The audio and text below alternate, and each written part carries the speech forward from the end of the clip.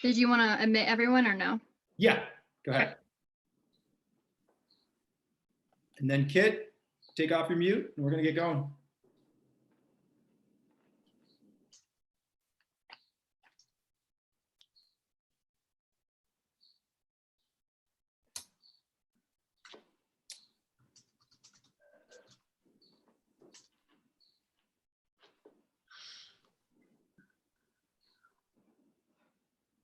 Welcome everybody. Give time for folks to stream in. We've got about 40 people coming already. This is great. Welcome to everybody tuning in on YouTube tonight for this year's Pittsburgh's Civic Hackathon, brought to you by the Pittsburgh Tech Council and Rust Built. Thanks for everybody for joining us. We will get started shortly.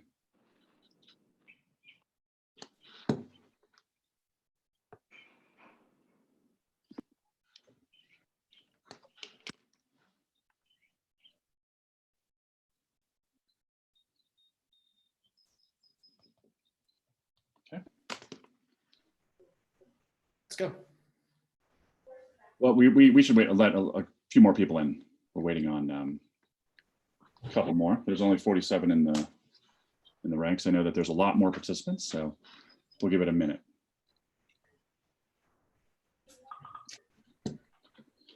Thanks everybody for showing up tonight. People are still coming in, so find your seats, get comfy. We'll be here for the final pitches. We have 6 amazing teams that have been working this weekend trying to leverage technology to develop solutions, impactful solutions to some of the more pressing civic issues. I think you'll be quite pleased with what's been built, not only community, but solutions by a group of people that otherwise weren't that familiar with each other on Friday. The cadence of this event is basically about 100 designers, developers, and business people came together on Friday night and pitched an idea in a little 1-minute snippet. From that, the audience voted on that to see which ideas would become projects that would be worked on. And about 18 ideas were pitched. From that, about 8 teams were formed. And from that, we have 6 teams presenting tonight due to a kind of combination of teams and one team pivoting. And so just the kind of natural order of how nascent tech is typically brought to market. So the pitches tonight will be 5 minutes, and then each team will have 1 to 2 minutes to address our judges' questions. We have an awesome dais of judges tonight.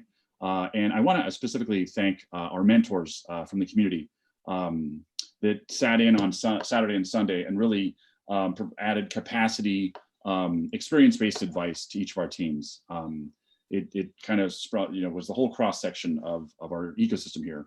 And it was just inspiring to see them just leaning in and really catalyzing the ideas each day, both Saturday and Sunday. So we thank the community for all their support.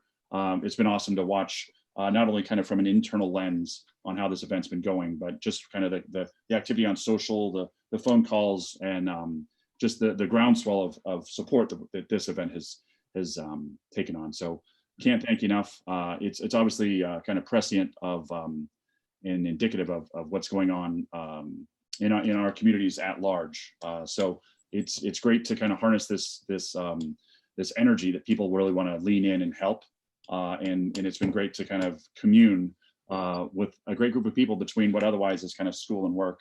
And they spent an entire weekend trying to build something bigger than them, bigger than us. So that's been amazing. Looks like we're at about 50. We'll still let people go in. On behalf of myself, Ryan, Gent, and Taylor, thanks for coming in tonight, for joining us for the final ceremonies of the 2020 Pittsburgh Civic Hackathon. This could not have been done without our great sponsors. So Ryan, I'll let you go.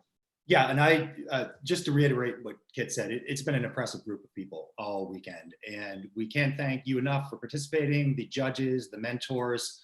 It's been amazing to see the work that's been done. But like Kit said, we couldn't have done this without the help of our sponsors. One is Okta, one of the world's leading identity security management firms. And Kit, you want to tell them about Shell Games? Absolutely. Our one of our hometown heroes. It's the largest education and entertainment video game production company in the United States, and it's headed by our friend Jesse Shell. So we can't thank them enough for their support. Also tonight, as the final ceremonies, people have been building these projects all week. and we have an impressive dais of judges to look through and judge them on their merit. The teams will be judged on 4 criterion. That is impact, hustle, how much they get done, design, and then teamwork. So those will be the 4 rungs that these ideas will hopefully move beyond this weekend. That's sort of the notion we want to see. First up tonight, we have my friend and the Chief Equity Officer at the Mayor's Office, Majestic Lane. We're very honored to have you. Thanks for being here, Majestic. We also have Evan Rosenberg, the publisher of the Pittsburgh Business Times. Thank you, Evan. We're excited to have Tacey Byam, the CEO of DDI, an awesome hometown company built right here in the South Hills, and we're very excited to have Tacey. Thank you. We have Audrey Russo, the president and CEO of the Pittsburgh Technology Council. Thank you, Audrey. And we have Mark Anthony Thomas here. We're excited about it he's the president of the Pittsburgh Regional Alliance. Thank you, Tom. Okay, so Kit, I think we're ready to start bringing up our teams. Let's get it going. Okay, the first team that is going to present tonight, their project is called Legislation the Game. And they're going to have 5 minutes to present. Let's go up with Legislation the Game.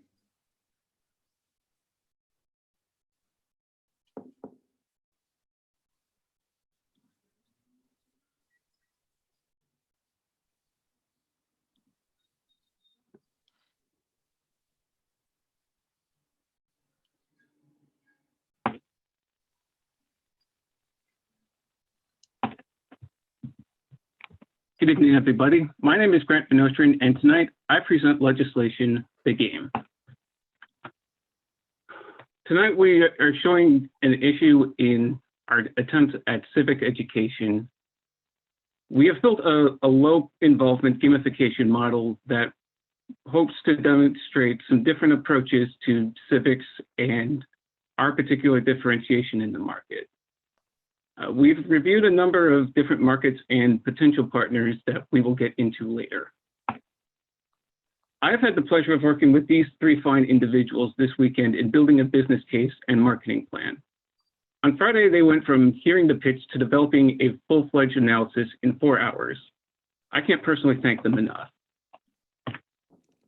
Hannah and I have been working on building the actual application. She did a good job of working within the requirements that I personally provided.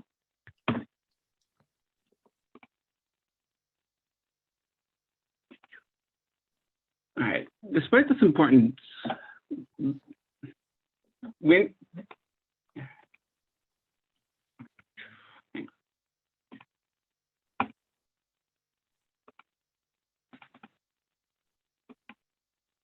despite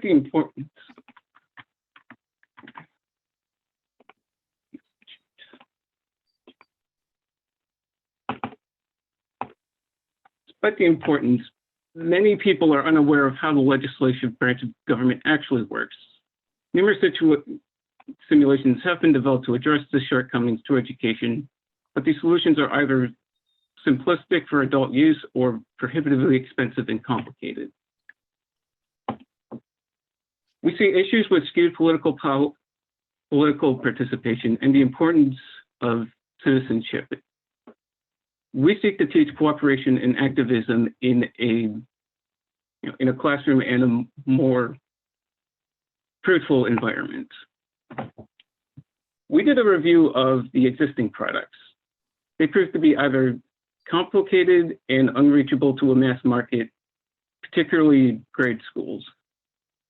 They also tend to focus more on procedure and writing instead of the actual voting process. We seek to build a simplified platform that is fun and accessible while conveying the essential details of competing interests in lawmaking and teach children how to cooperate in a competitive environment. Our product provides a flexible, robust platform for learning and experiencing how a legislation functions. Product will be accessible to anyone without a paywall or serious time commitments necessary to use the simulation. Here is a sample screenshot of the product we put together. Up here with the blue cards are the actual bills that people are voting on. In the red, we have our constituents' interests and And here we have the options to vote. Users have to decide whether this bill flows with their constituents' interests. They also have to consider how other people are going to vote and aim to be in the majority. There is a 3D chess strategy here. We offer a freemium model that will be accessible but also useful. At the base level, anyone can play. For a small fee, users will be able to host and use this privately. At a higher fee, we seek to provide modding support and provide card sets. This will be useful in terms of meeting people's needs and specific scenarios that educators may wish to use. In the short term, we seek to develop understanding of the legislative process from the beginning in as simple as possible, but without being too simple. Long term, we seek to improve engagement among students and help them understand things in a very complicated environment. We've reviewed some of our competitors. LightSim and eCongress are prohibitively expensive and complicated. They're not really designed for the grade school classroom. Blockcraft is more maybe simpler, but it also focuses too much on passing the bill as opposed to focusing on Grant, your own. I'm sorry to interrupt you, but we have hit the 5-minute mark. I'm gonna have to stop you there and open it up to Q&A from the judges. Kit?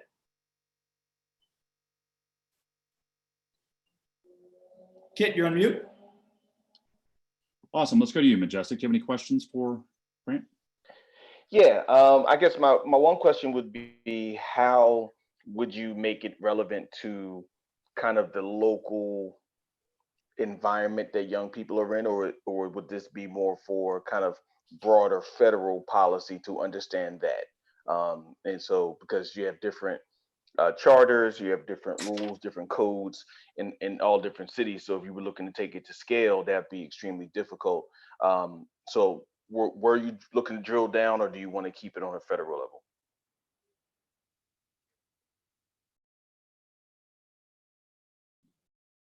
Grant? Simply because we're seeking to make it adaptable. Like at a base level, it will be simply federal. In a more, what's the word?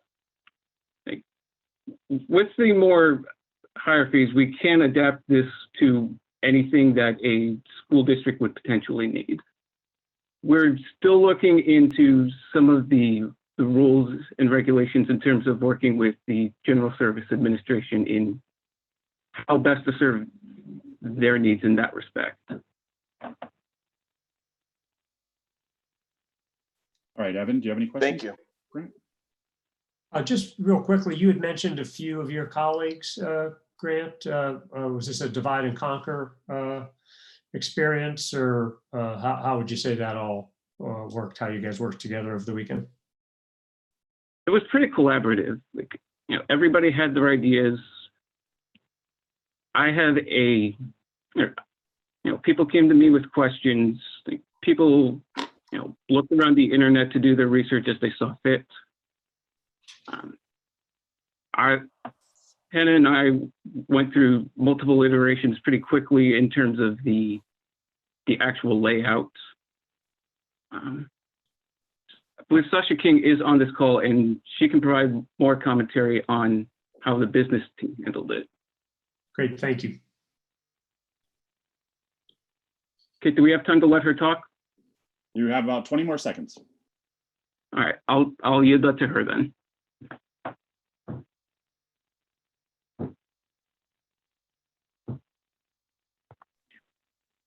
Sasha, if you're going to talk, just jump in. Okay, can you hear me? Yep. Okay, so we were looking at our competitors and who we're actually going to work with. One of the things we decided economically was better to go with a freemium model because most of our competitors are actually linked up with other organizations like the Annenberg Institute that works with politics to actually fund and develop a product like this. So if you actually go through the rest of the slides, we actually talked about possibly reaching out to the Heinz Foundation or other places for that reason. And we also worked on building an understanding of how, if we were going to develop a version that was paid for, of looking at the market.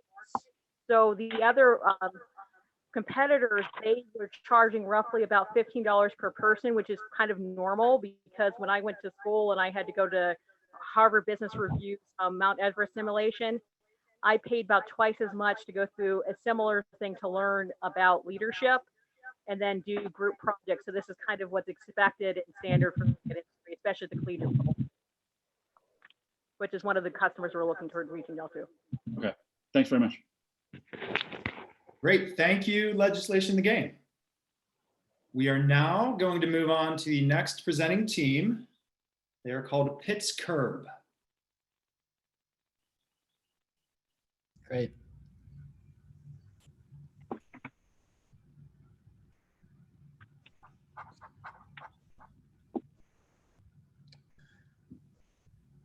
And can everyone see my screen? Yes. Excellent. Good evening.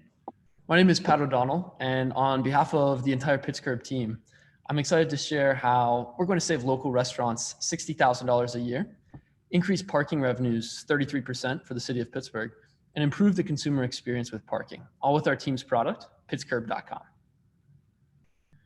Coronavirus is easing up, but not if you're a local business. The New York Times estimates as many as 75% of independent restaurants won't survive the crisis, and retailers, they don't fare much better.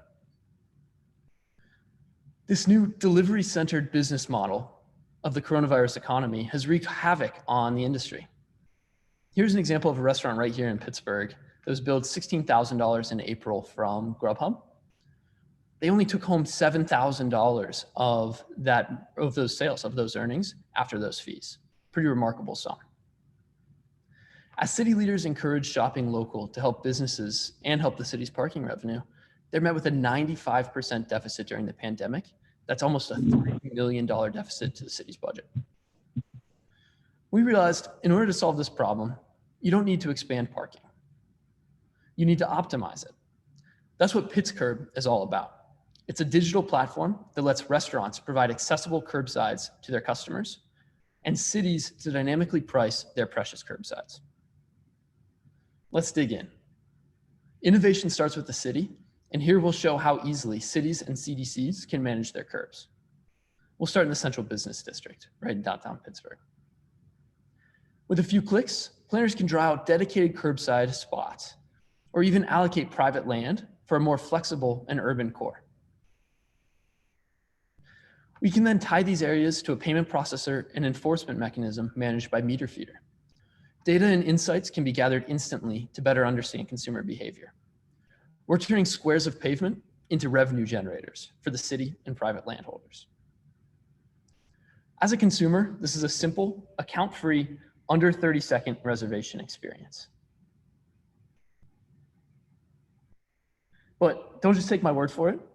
Join me. Pittsburgh is more than pretty pictures. We've actually launched a demo, and I'm going to show it now from my phone, and I encourage you to go to Pittsburgh.com and share the demo as well. So here we are on my iPhone, and we'll go to Pittsburgh.com.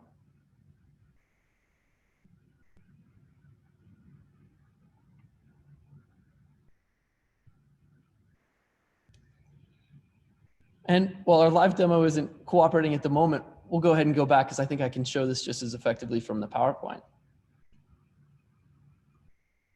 In addition to the customer side that you saw, there's also a restaurant platform where restaurants can easily manage pickups with a one-click interface that alerts them to a customer's arrival.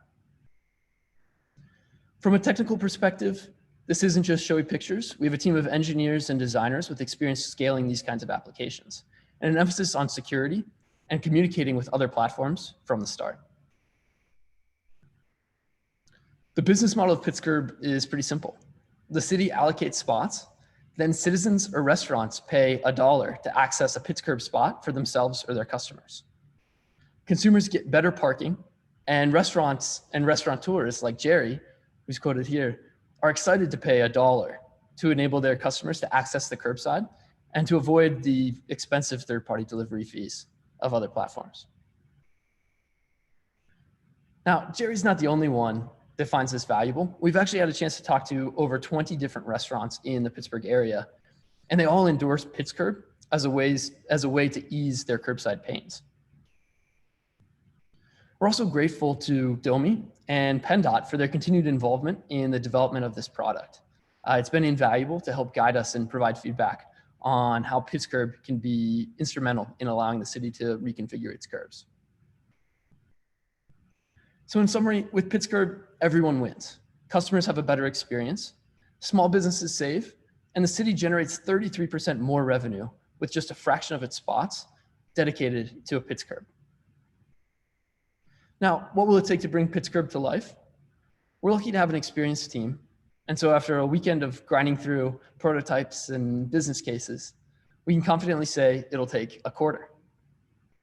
And to clarify, it's not a quarter you'd use in a parking machine, but $250,000 in funding to build out the Pittsburgh app and about 5 weeks of development time to get to an MVP. So on behalf of the Pittsburgh team, thank you for your time, and we look forward to your questions. Thank you, Pat. Great presentation. Kit, do you want to field some questions from our judges? Yeah, I'm going to go with Mark Thomas first. Mark, do you have any questions for Pittsburgh that's now working, I just noticed? Have you looked at the overall market size or the amount of curb space that's in Pittsburgh? And does that drive the business model? Yeah, so we did a case study on the Lawrenceville neighborhood specifically. And in Lawrenceville, there are 187 spots owned by the city of Pittsburgh. And so what our revenue model looked at was dedicating 30 of those 187 spots to Pittsburgh. And so that's where when you see that 33% increase in revenue calculation, that's if you dedicate those 30 out of 187 spots in the Lawrenceville neighborhood to Pittsburgh, you would see that increase in parking revenue for the city. Great. Evan, Casey, do you have any questions for our? I'm good. Great presentation. Thank you. Casey?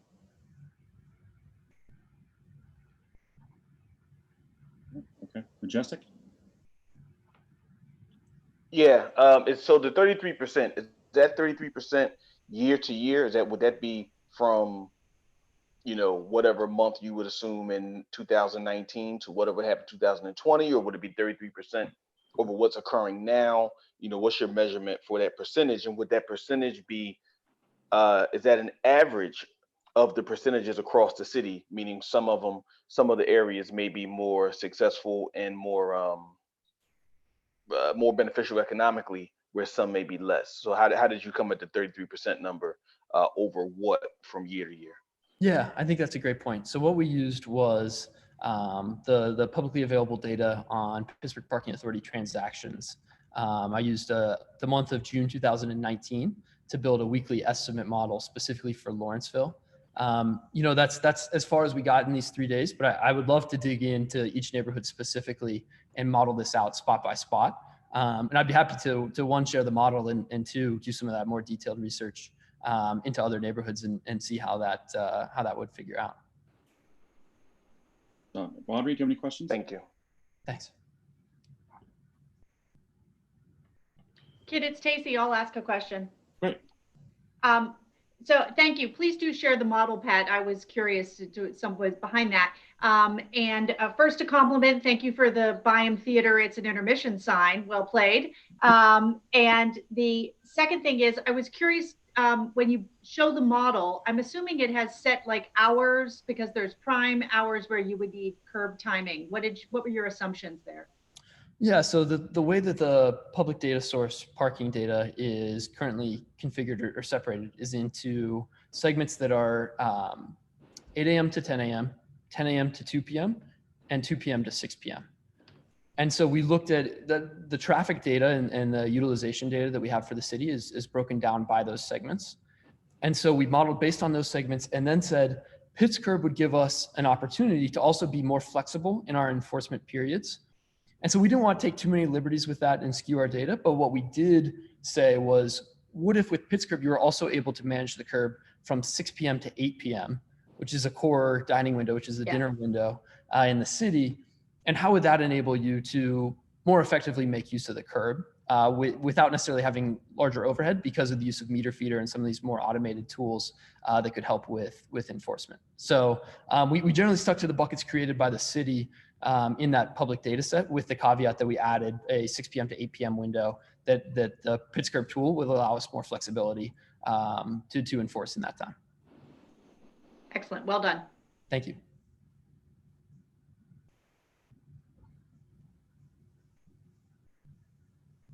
Okay, we are now going on to our next team. And that team is Equitable Learning.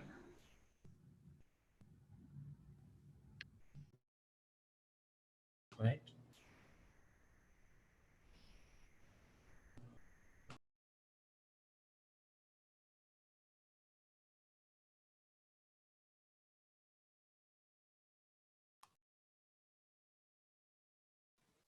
Hey Banu, we cannot hear you if you're speaking.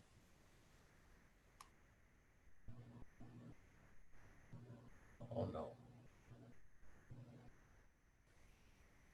Hey Banu, are you speaking? We're not able to hear you. Can you guys hear me? Yeah, I can hear you. Okay. I don't know why we can't hear him. But clock is ticking, so what do we do? So Prahlad, do you want to share your screen? We can yeah, sure. Let me do that. All right. Sharing my screen. Bear with us for a short second here while we get this up and going. Good afternoon. Thanks everyone for making the time to listen to our little storyline on equitable learning. Our storyline is based on the concept of alleviating math anxiety. Math anxiety affects 25% of university students and can detour individuals from STEAM majors. In fact, I, amongst various things that I teach a remedial math course at Carlow University, and I know how difficult it is for certain individuals to pass the course. So addressing math anxiety through story-based quantitative coursework, but— Hey, guys, hear me? Prahlad, I can take over. I'm sorry. So again, we are addressing math anxiety. I'm sorry, guys. We are addressing math anxiety through story-based quantitative coursework. So I'll be strictly sharing my screen. I'm sorry for this confusion. And it's no big mystery that Americans need to get over the fear of math. This is one of the few research articles that has been made over the years about the math anxiety problems. Moving on, this is Amy, a star of the picture. Amy wants to be a nurse. She wants to help people. She has an extreme aversion to math. She knows it is vital for her job. Fun fact, she also loves fantasy stories. We want to help her. We want to help her through a personalized diagnostic test that determines that she has a knowledge gap in probability. Through that, through a very customizable learning path, we want to present Amy with nurse math using Amy's interest in fantasy stories. This is an overall product of how it looks like. And this is a product demo. And this is a login page, where Amy will provide us with simple information to get started. The diagnostic test will allow us to understand how Amy, through a ranking algorithm, compares with other students. She will be involved with questions that help us to match her. Next, she gets a personalized interactive learning page where we present her with the next steps and the learning path. The learning path is customized to teach Amy probability theory and other related concepts based on a preferred storyline. After that, she gets to an interactive page, a feedback page if you may, based on her performance in the math-based story, it would provide Amy with the next steps and also what she can do about reducing her anxiety as well. What are the next steps that she has to take? Here's a fun example that Amy might see in our coursework. Probability and counting is an important concept a nurse has to comprehend. Let's address the simple problem of allocating new patients to available hospital beds. Based on a fantasy storyline preference, she was suggested a series of exercises to learn counting and probability theory through the book Tuesday by David Weissner. Tuesday is a popular children's book that teaches counting principles through the story of a frog holding a remote to the total number of frogs in the picture. And this gives you also how she might apply this in a real life situation. In a hospital setting, Amy may need to allocate a particular type of patient to a certain number of beds. This provides Amy with an overall picture of an alternative way to learn math and its application in a real life situation. To comprehend the most important question everyone asks, why should I ever learn this? Where am I going to ever use this? I asked that a couple of times. This is a product roadmap that gives us where we are and where should we go. In the research perspective, you're validating the novel theory, quantifying the identification and user rankings. And to the next steps, we will start conducting primary and secondary experiments and get it peer reviewed for the recognition. On the development side, Anu, I'm sorry, I'm gonna have to cut you off there. We have hit time. Thank you for your presentation. Let's go to Audrey with, Audrey, do you have any questions first? Yeah, first of all, thank you very much, appreciate it. While I think that your premise, and I trust your expertise, is really, highly validated, isn't it true that mostly kids in high school and in early ages really check out of math? And wouldn't this be a better time for them to have that kind of intervention and this kind of support? That's actually a pretty good question. That was one of the first questions that we were talking about was, where should we start? Who's our addressable market? Either college students or children. The problem with going ahead with children is college students have a demonstrable experience with reading through SAT and other standardized tests. When you present math in a reading-based format, the problem is if they go wrong in the second question or the third question, they might not be sure if they went wrong in a reading perspective, in a reading comprehension perspective, or a math perspective. This can be subsequently alleviated through multiple screening procedures. But again, a student in a college environment could be able to better explain what they're going through in terms of verbalizing their thoughts at this present moment than the children. So we thought that we could address first the college students and then go about how can we solve this at the children level. And I agree, we have to solve it at the basic level, start from the bottom. Awesome. We have time for one more question. Judges? Wait, for me? No, for any of the judges. Tacey, Mark, Majestic, Evan. So over the weekend, if anyone else doesn't have a question, I was going to jump in. So Tacey or Mark, do you have a question? No, go ahead. Go ahead. So over the weekend, did you have a chance to talk to students? Did you test this at all over the weekend? Or are you basing this on your expertise that you have in terms of your academic leadership? Sure. We have an in-house expert. Prahlad, do you want to take over? He's a professor. He has conducted many experiments and is teaching courses at Carlo. Yeah. So, yeah, sure. So I'll just briefly take that. Basically, I know about the system that is in place at the university level to deal with remedial math, right? And I had a sense for, the current teaching method and where my students are failing. I've taught over 100 students over the last couple of years, remedial math coursework relating to the subject matter that is close to us.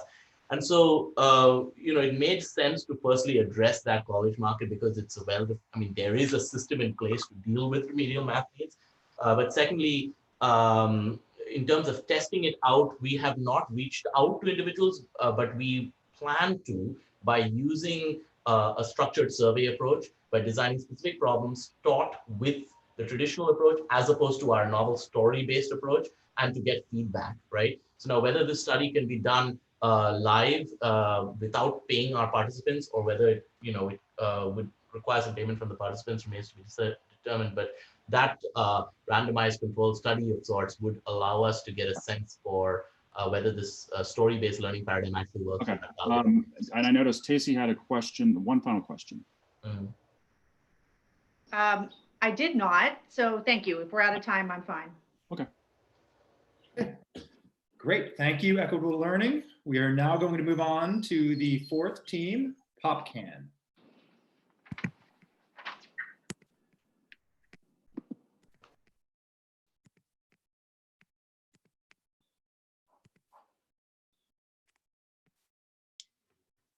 Everyone see my screen? Yes. Wonderful. All right, let's start. Everyone, my name is Natalie Stewart, and I'm here on behalf of Team PopCan, the app that asks, what can you recycle? Over the past 2.5 days, we have been very busy. We have conducted expert interviews and done a lot of in-depth secondary research to prove out a business case. We launched a survey with over 95 responses and conducted in-depth consumer interviews. And then we've executed a front-end and back-end design from user flows to wireframing to the branding that you see here. I should note that throughout, you'll see little pictures of our team members throughout as they realize that part of the vision. So the problem that we've been wrestling with is how bad is recycling? And what we learned is that there are very painful experiences for lots of different types of users. For someone like the city of Pittsburgh, they have, as part of their climate action plan, a zero landfill waste goal for 2030. The city currently doesn't have a way of measuring those waste streams. We also know that material reclamation facilities only can often reject 25% of recycled items due to contamination. And then waste haulers have a very complicated relationship with municipalities. Governments are left to negotiate with large national companies, and both entities are only required to update residents about changes in what materials they accept once a year, despite the fact that recyclable materials markets are very fast moving and change fairly frequently. So who would be a person that would be interested in using PopCan? What became immediately apparent in our interviews is that even the most responsible and fastidious recyclers find information around what they can and cannot recycle confusing, unavailable, and oftentimes late. From our survey, we know that actually 80% of people always or usually recycle, but 75% of them want help with how to recycle and what they can put in their bins. And we also know that contamination is a real problem because 30% of people are still recycling their pizza boxes. Recycle pizza, guys. That contamination bears out in the way that people make decisions. So we see that people either throw their unclear materials in the trash or they put it in the recycling bin, which is equally problematic. So that's brought us to PopCan's 2 value streams. And what we think is that PopCan provides residents with instant and highly updated instructions to enable them to translate good intentions to effective action. And the data that PopCan provides also is an incredibly valuable resource for cities and municipalities to be able to understand the quantities of different types of waste streams, how that could potentially be monetized, and perhaps what communities need to be better served in the future. We've had a number of conversations with nonprofits, government entities, and corporations who are already excited about the premise. So let's get into it. How does this work? Well, We've set up a front end and back end with some highly technical expertise on our team.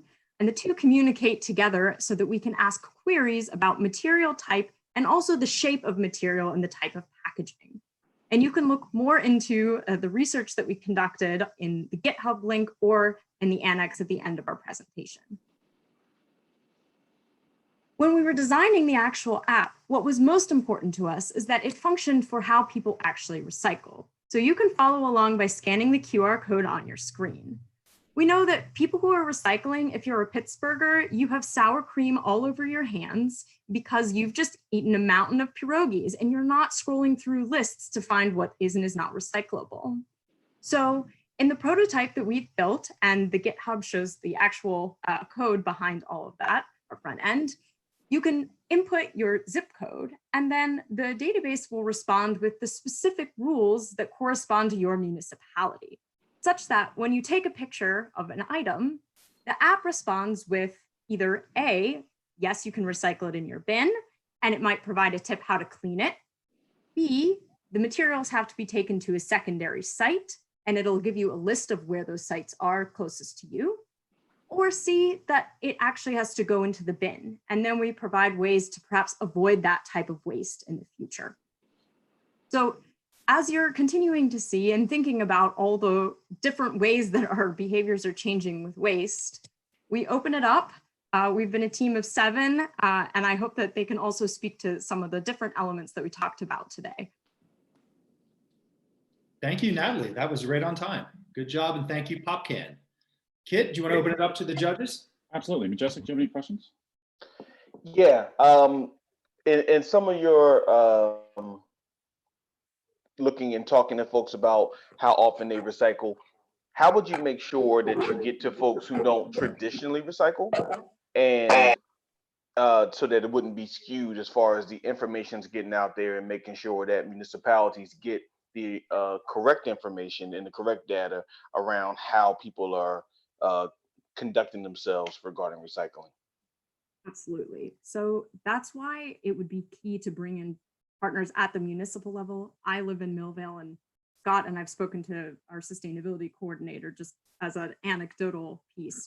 Also, some of our nonprofits like Pennsylvania Resources Council and CCI that do work in lots of different communities, some more underrepresented than others in terms of where they fall on the socioeconomic spectrum, and are going actively, well, not actively at this point, but have gone into people's homes to do all sorts of sustainability retrofits. So that civic partnership base is really critical, and absolutely we conducted a survey over a period of 1 day. So we definitely would have to do a very more robust sampling. Thank you. Okay, Tacey, I see you have a question. I do. So well done, team. And this is a problem I just had myself this afternoon going, can I recycle this piece? So it's a popular question. My question is, how do you plan to make money off of this? And also I'm thinking you're going to need frequent updates as changes occur within different municipalities. So if you could address both those for me, I'd appreciate it. Absolutely. I'll address the former, and then I'll boot the business question over to Stacy. Okay. With regards to updates, it is a human problem. All of the apps that currently exist and the databases that exist that organizations use, they use humans to update that information. And our model is based on starting with Pittsburgh, and we have 130 municipalities in Pittsburgh, many of whom have distinct and different contracts with waste haulers and recycling management companies. So that is an important place to start. And it's a problem that all people in the recycling industry are facing because the information simply does not get updated. And with regards to how it could be monetized, Stacy, if you wanted to step in, Stacy or Carol? Sure. Carol, you okay if I go? Yes. So what we see potentially, and this is going to be part of our conversations with the waste haulers, the cities, and the MRFs, would be a service fee. Because the idea is that they're suffering after accumulation takes place in the community. they are having to actually toss loads due to contamination. So there's a loss of money for them. So the idea is that this creates efficiencies and gives them better data on which zip codes are collecting certain types of waste, how frequently they need to return to those communities, and will make them more efficient in their pickups and production, ultimately getting more reusable material for post-sales and manufacturing organizations. Great, So thank you. services. Great, thank you, Popcan. Thank you. All right, our fifth team is a crowdsourced summer, and Sean Gray will be presenting. Hello, hello.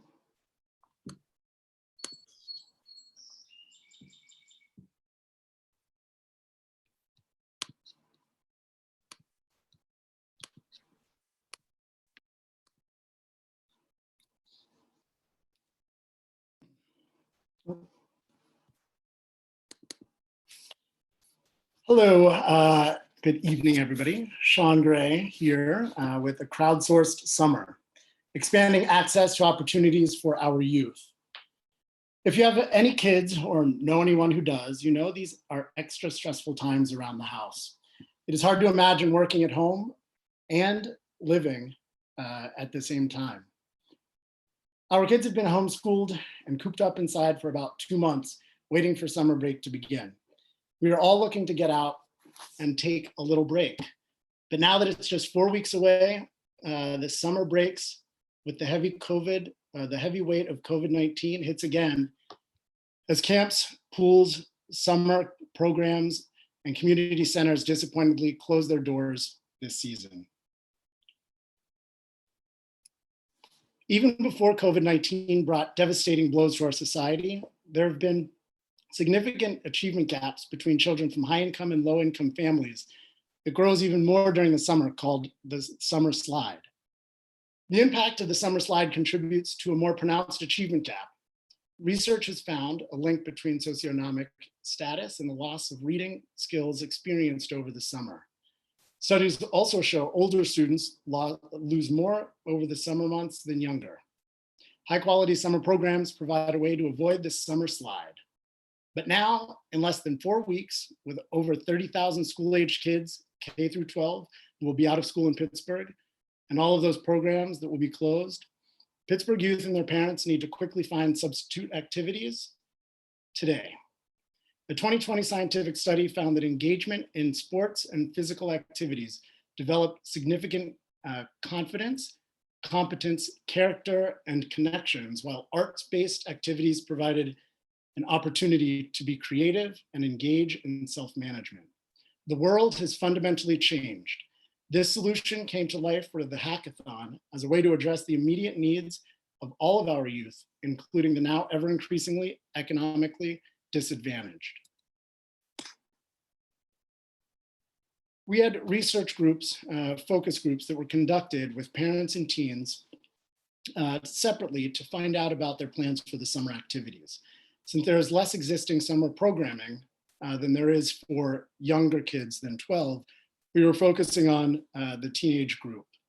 A survey supplemented the focus group discussions.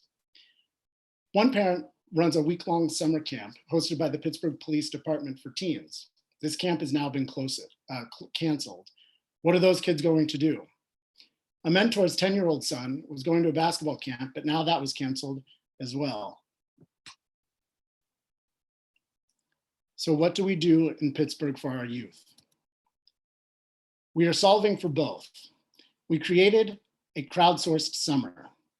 To address this immediate problem, a free platform to share and explore information about diverse opportunities for our youth.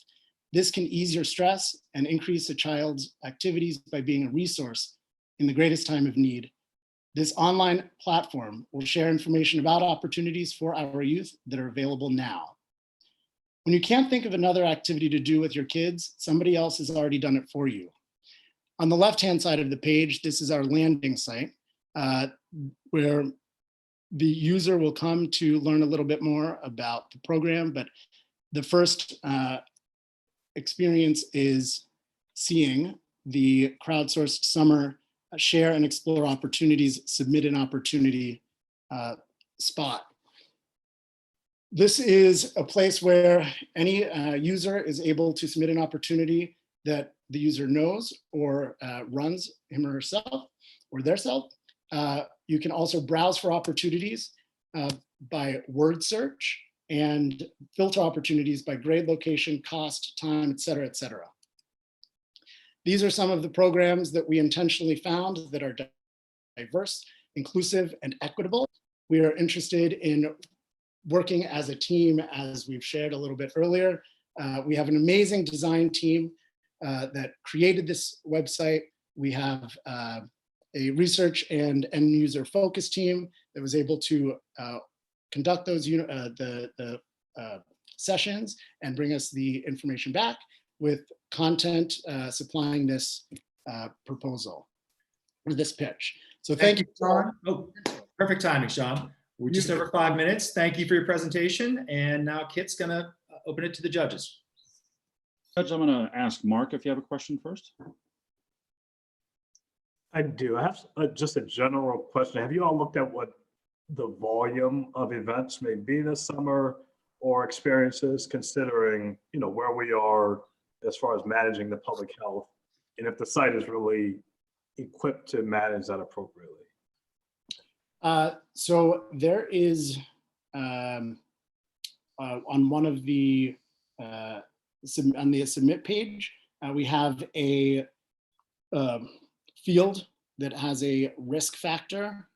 Is it a no contact, social distancing, or full social distance, or it sort of gives a scale of the user being able to make that decision. I didn't zoom in on it, but it is there. Awesome. Yeah, sorry. No contact, social distance, or full contact. Okay. Yeah. And then it shows up on each submission. Okay. Reg, does anybody else have a question? Evan? Casey? Oh, Majestic does. Yeah, just really quickly, Sean, what is the, how do you make money off of this? How would you scale this? And is this the assumption that even in a post-COVID world where the challenge has subsided, that you would still be able to use this as a means to act as a go-between for families and opportunities? Yes. So ideally, so the concept came from seeing the differences between the summer gaps, or the summer slide, and the gaps between the end of the year and the beginning of the school year. So it's been sort of ruminating in my mind for a while. This opportunity to pitch came up a few weeks ago, and I started to think about it a little bit. And the crowdsourced summer, because of, and Mark, to your point, we don't know. There are so many different health issues and safety and sort of the public social distancing. We don't know what's available and what activities are actually going to be open.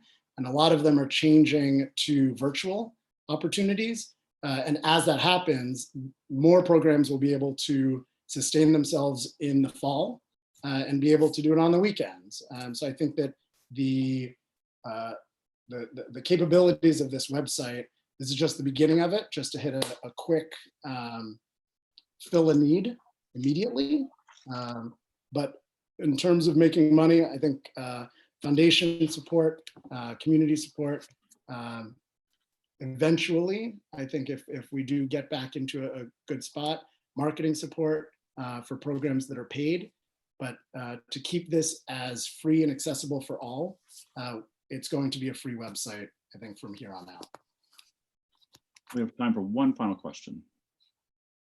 Audrey, Evan, Casey. I'll oh, go ahead, Audrey. I just have one question, Sean.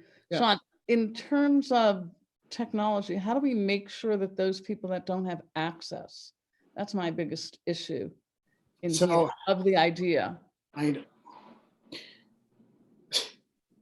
So the bigger picture of this actual website and pulling it together over the weekend is that's my number one sort of catalyst for making this happen. It's a lot more difficult to just bring a couple people together and have a focus group and say, hey, we decided that this is the way that it's going to go.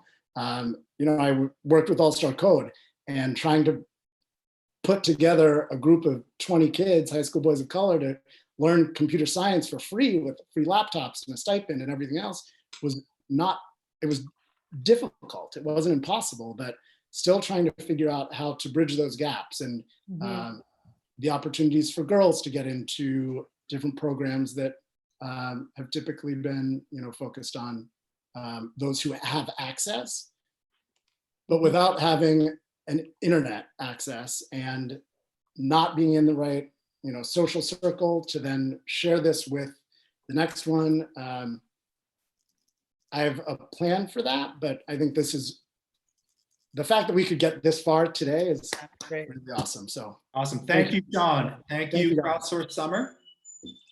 Great presentation. We are now going to move on to our final team, Localize, which will be presented by Andy Ellis.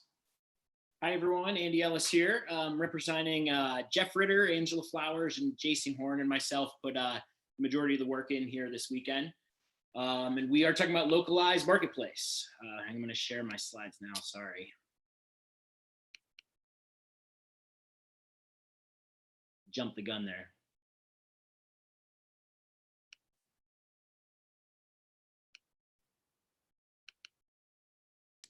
Here we go. All right, we're going to be talking about Localized Marketplace. So, all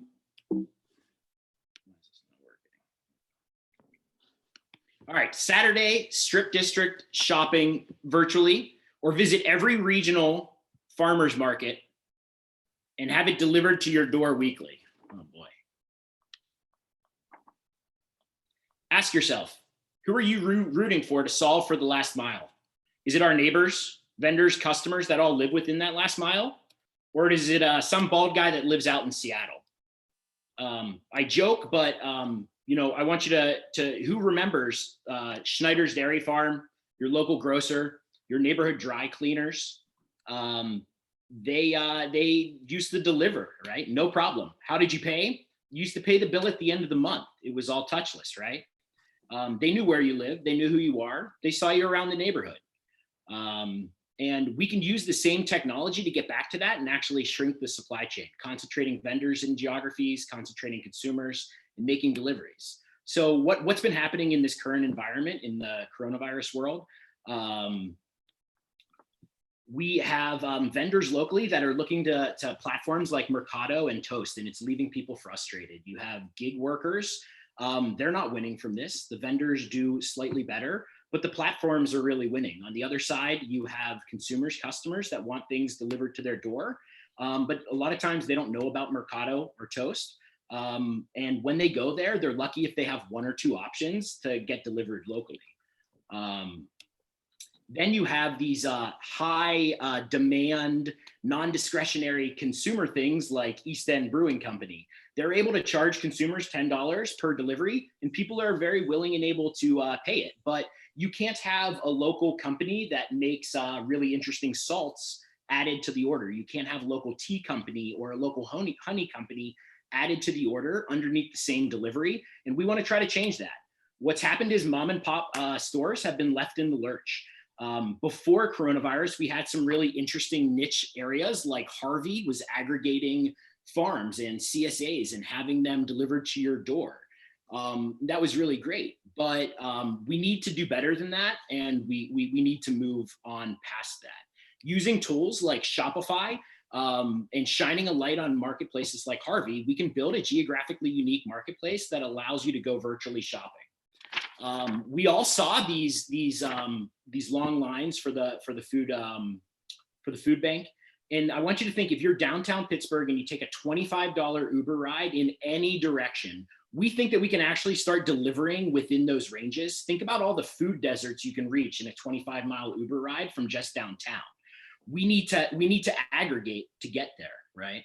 And I also saw this in my favorite publication, The Pittsburgh Business Times talked about Paragon Foods just got $3.8 million to try to answer for getting farm to food delivered. I'm not sorry, not delivered, but curbside for people in need. All of these people should be able to be reachable within, again, that 25-mile or $25 Uber ride from the downtown area. So we have people like the U.S. Department of Agriculture stepping up and helping Paragon Foods. So we want to build a two-sided marketplace. It's doable. It is difficult. We think we can build a platform and we can utilize partnerships. And we've had conversations with people that you see on the screen right now. The thing that's most exciting to me is we've been talking to Pitt, Ohio. They're interested. They have U.S. Cargo that actually has a courier service. Everything that you have delivered to your door is typically a 1099 contract and a gig economy employee. U.S. Cargo and Pitt, Ohio are Pittsburgh based, and they actually employ people here and they want to get engaged in this, right? So we already have aggregators and people that are using technology to better serve customers to get directly to the consumers. What we are proposing is that we all speak to one another to create a two-sided marketplace. If you think back to the slide where I showed a few things from the Strip District, we believe we can aggregate those, get them delivered underneath a more consolidated delivery and distribution pattern. If these conversations between Pitt, Ohio and Harvey and a few others, East End Brewing, go well, our next step, get our friends and neighbors signed up, we get our local favorite businesses signed up, and we can stop feeling bad about supporting Jeff Bezos. Andy, I'm gonna have to cut you off there. Thank you. And very smart to put a Business Times article in your presentation when we have. Yeah, I missed the Byam Theater though. Sorry. Good pandering. Good job. Okay, Kit, do you want to talk to our judges? Yeah, let's ask if Evan has a question. Yeah, thanks for reading, Andy. I appreciate that. So we didn't see much on sort of the user interface. Yeah, either way, either customer or vendor. What? How do you see that working? To start, we really focused a lot this weekend. We did have Angela Flowers, who is more technical, and she had fun kind of working in the business development and planning side with us. She was our only technical member, and we started to chip away at it. Two-sided marketplaces are pretty difficult, even if you're just integrating APIs. But the way that we see doing this moving forward and doing it very quickly is the partnerships that we've started to cement and the meetings that we've started to set. We would start to build liquidity in that marketplace by creating a portal to people who already have pre-existing two-sided marketplaces in place, like Harvey Foods, as well as people who already have Shopify stores set up. Then we branch out from there. So, we really want to test the market and test the liquidity, meaning how many vendors can we get, how many consumers can we get.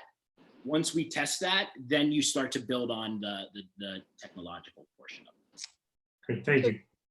Kit, can I ask a question? Hi, Audrey. Hey, how are you? Good, how are So you? at the macro level, this is, this sort of gets to my heart. The one thing that I hear are you're running two parallel tracks. You're running one to make sure you put up a picture of the Greater Pittsburgh Food Bank and the line that made national history. And then you also talk about like people like myself who would never go to a store, but totally would buy into you aggregating all my purchases. So it feels like you're running two rails on this. Yeah, not at all. Not at all? Okay. And here's why is it's complex, but when you're building a two-sided marketplace and you have sellers and buyers coming together, the more liquidity, the more vendors, the more buyers, the more distribution that is happening, then multiple people can benefit. So I personally like the idea of using this marketplace as a not-for-profit, right? It is really bringing buyers and sellers together. And what happens is if you're aggregating all of those deliveries, Paragon Foods and the food bank, you need to go pick that stuff up, right? But if you have enough deliveries going out within certain geographies, the additional cost, the marginal cost of making those additional deliveries comes way, way, way, way, way down, right? So we need to bring all of the nonprofit and anything that needs delivered. If you aggregate it, marginal cost comes down, delivery's easier. I just was concerned that we're going to reach all kinds of people. Okay, thanks. Any other questions from our judges? Majestic. So just for clarity, following off Audrey's question. Yeah. Are you saying that it would be able, you would kind of leverage the paying customers to get to folks and dealing with food deserts and those kind of challenges, or would you are you engaging those folks to kind of shop as well, or just trying to make sure I understand? Well, to me, Majestic, it could be a little bit of both, right? You're the more vendors that are on the platform, whether they be for profit or nonprofit, the more consumers that are on, you're distributing those costs more and more. So each truck that's sent out for delivery. So if you're in a food desert and you're benefiting as the result of a lower marginal cost because of the liquidity, because of all the vendors and consumers that are delivering, right? So Paragon can make those deliveries easier and cheaper because the marginal cost is down. And if they want more stuff, they can order more stuff, and that the cost of the delivery comes down. Okay, thank you.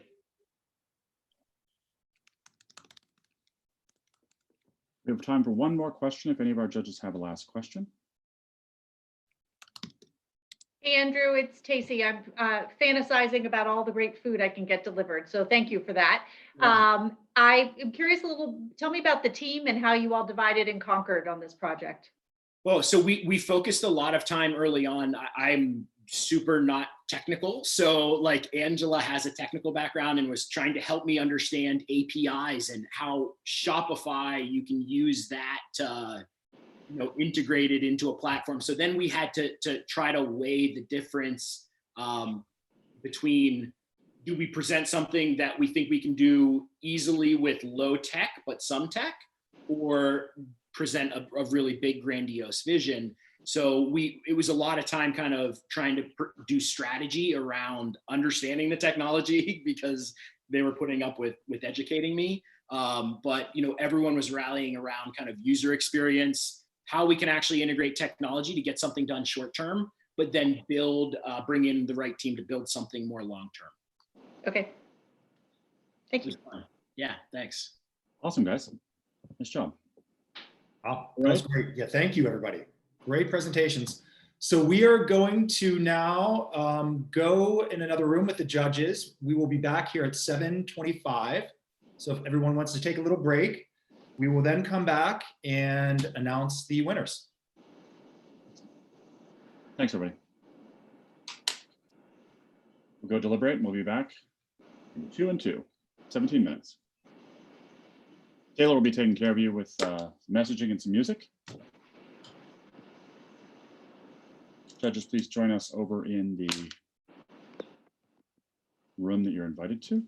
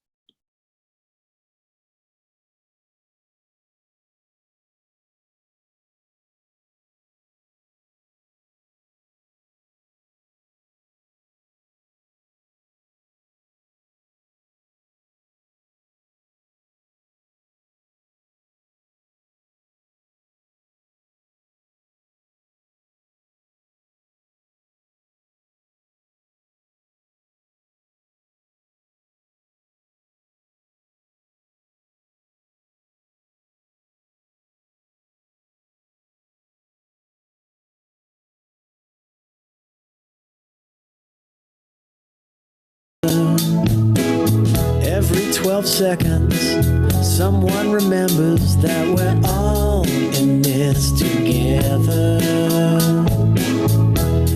kitchen of your rent control apartment. We're all in this together. Come on, baby, I don't mean to rush you. I only want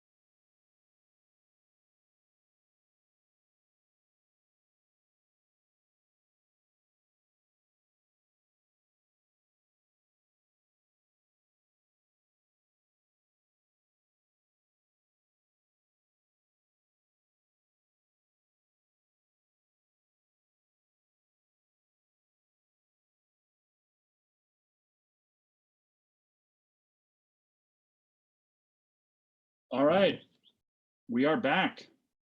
It was definitely a lively deliberation with our judges. Well, we are back. Okay, good. Let's get this kicked off. I'm going to turn this over to the judges to kind of run what their feedback was generally of the pitches, share a little bit of anecdotes, and then we can get into the announcements. Okay, this is Audrey. You want me to start? First of all, can everyone hear me? First of all, it's incredible what you've done in a few short hours. Yeah. I am really impressed. I did a little going back to memory lane with Kit, who is actually the origin of all interesting things that have spawned in Pittsburgh trying to do creative stuff. And we went back, I don't know, 6 years, Kit, maybe? 8. 8? Oh my gosh, 8 years of trying to spawn innovation through doing these kinds of things through startup weekends, et cetera. And I got to tell you, this was terrific. And the fact that we were able to do this virtually, I can tell you that, you know, talking to Ryan and Kit, a round of applause for them going out on the limb. And behind the scenes is Taylor. And Taylor is on our team, and she has been the wizard behind the magic, making sure everything happens. So really want to give a big shout out. But to tell you the truth, the amount of focus in terms of the problems that you're trying to solve were real. They matter to all of us, every single one of them. There wasn't one that any of us thought was sort of outside of the rails of civic engagement and the importance of equality and making sure that we're including people. So some of you had more technical capabilities in terms of building things out, which is totally fine and was great. I think everyone pulled together cohesive teams. And to tell you the truth, I think all of us would like to see these teams actually go forward, all of them, no matter who. And I'm not just saying everyone gets a medal, everyone's a winner. I'm really saying that I think there's an opportunity for us to support these ideas way beyond what we're finishing up tonight. So thank you for that. And I think I'm representing a lot of the input that I've had with my fellow judges. So thank you, Audrey. I'm passing the baton to. Yeah, we're going to go over now to Evan. What are your thoughts on the presentations? Yeah, I would just echo Audrey. Remarkable amount of work in a very short period of time. This is my first hackathon done live or virtually. So I was most impressed with not only the ideas and the concepts and the collaboration, but the outputting of the ideas. What we saw in terms of design in most cases was really impressive. And so again, I would echo Audrey's words and thank Kit and Ryan for doing such a stellar job. And thanks to each of you for participating this weekend to make Pittsburgh a more equitable and better place. So thanks so much for having me. Great, thank you, Evan. Mark, what were your thoughts on the presentations? So first, I enjoyed it. I've been involved in a number of hackathons and startup contests, and you kind of never know what you're walking into. Why this is special to me, like I spent a lot of my career before I did economic development work in the civic tech space. And so, social entrepreneurs are very passionate people who really are big on their ideas and with the right tools can make great businesses.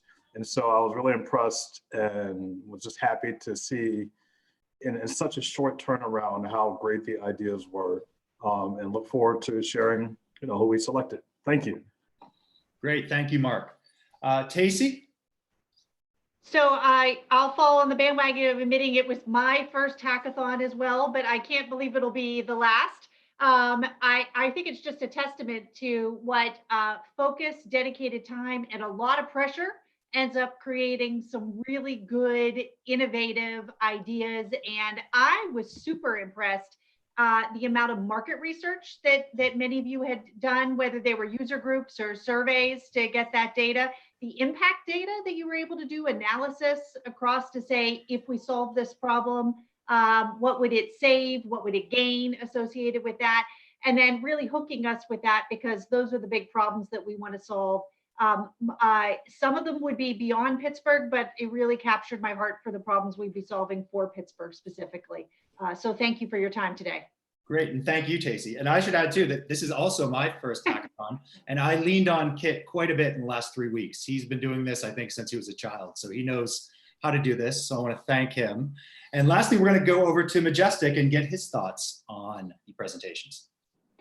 Yeah, thank you. I think it's often difficult. I mean, for folks, we often talk about doing well and doing good, but the idea of how you really put that together, and especially putting that together in a weekend, to really think about how you have an idea that you want to take to scale, while also serving those who traditionally sometimes are left out through certain like tech initiatives. It's really important. So I want to say thanks to everybody for having a sense of that and having a sense of that civic responsibility, even as you try to think about creating something that's sustainable.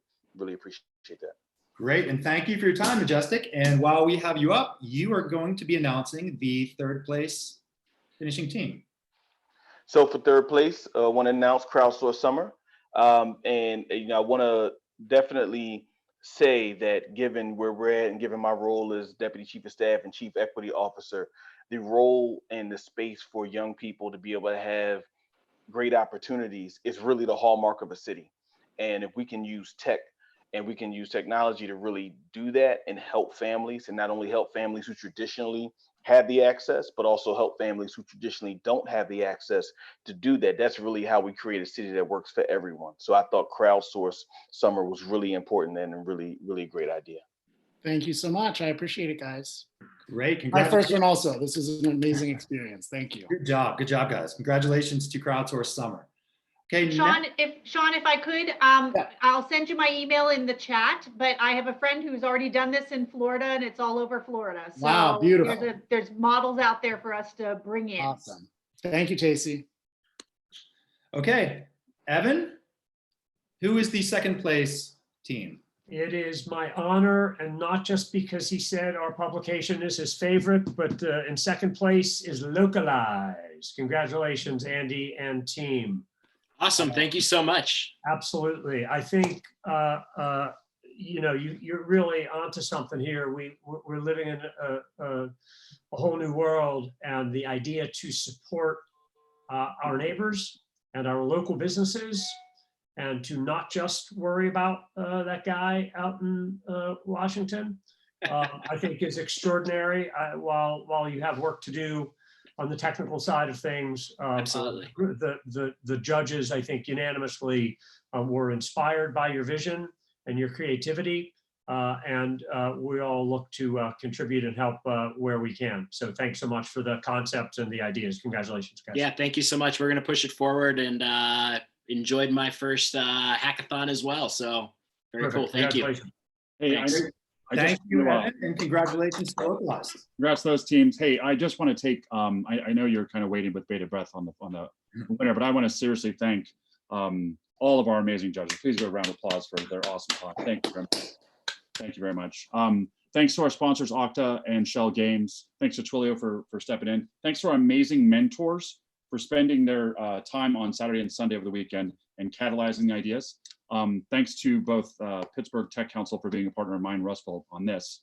And thanks to everyone in the community that is really taken this crazy idea and run with it for the better good. So that's all. Just thank you very much, everyone. Great. And now we are going to bring up Tacey Byam, and she is going to announce the winner of the 2020 Pittsburgh Civic Hackathon. Okay, everybody, drum roll. You got it? We're doing it? Drum roll. Woo-hoo! All right. So if you can't call Localize and have all your favorite things delivered to you at home, instead, you're going to get in your car and need to find a parking space, and you will need to use Pit Curb to enable to get a good spot and get in and good out. So congratulations to Pitts Curb. Woo!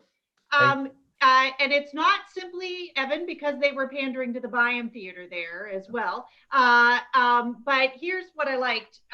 Number one, you really did hook with the business model and the data that you have, how it would be helping in three. I see it like the value triangle, because it's helping Pittsburgh get better revenue. It's helping the restaurant owners themselves and the user experience at the same time. Because how many of us have had things get cold as we were going around? You really hooked me with that. had close to a usable demo. So I wish I'd been able to spend more time on that, but I feel confident there's something there, and the design looked clean and fresh with respect to that. So congratulations to the Pittsburgh team. And I want to see this in action as soon as we're all able to get out of our houses more frequently. That'd be great. Thank you. Thank you. On behalf of the whole team, thank you. A lot of people worked really hard on this. Congratulations. Yeah, Pat, you want to say a few words? I mean, I think just exactly what I just said. You know, the fact that we had teams of, you know, designers, engineers, storytellers that all busted their butt over the last 3 days is really a testament to their dedication to the city of Pittsburgh and to solving what's a problem that hopefully we can solve in Pittsburgh and then maybe take elsewhere and solve, you know, in this crazy time. So, you know, I had a chance to present, but it's really on behalf of these crazy talented folks that did all the incredible work this weekend to make it happen. That's what's up. Hey, those are the winners of this contest. And I can't thank everybody enough again for their energies, their talents, their commitment, and their grit this weekend. I will be reaching out to all of the team leaders about how we can help take these ideas and move them forward because they're all impactful and they're all worthy of consideration and more capacity. Some stuff that the winners will get, they'll be appearing on the Business as Usual show, an upcoming episode, so they get featured. We'll connect you with as much capacity and connections in the region as much as possible. But do me a favor, this notion of this weekend that you took kind of a flyer and pitched an idea, rallied a team, went out and validated and built stuff. Please take that into tomorrow and beyond. That's the only way that this stuff's going to change and we're going to get better at this. So without that, thanks very much, folks. Bye. Thank you, everyone. Hey, we have an after party. DJ Nate the Barber is going to live DJ for us on his Instagram. We'll share that. We're supporting the Pittsburgh Food Bank with our official event tee. So we're going to have a custom t-shirt. We had a custom t-shirt made. And there's DJ Nate's Instagram. Please join us and hashtag PGH Civic Hack. We have the tee. It just has the logo and it says, "I built something remotely meaningful" on the back. Hopefully commemorate your involvement and be a good reminder to see everybody when we can be outside. Thanks so much. Please stay in touch and please stay together. Thanks, guys. Thank you, everyone. See you on the gram. Thank you.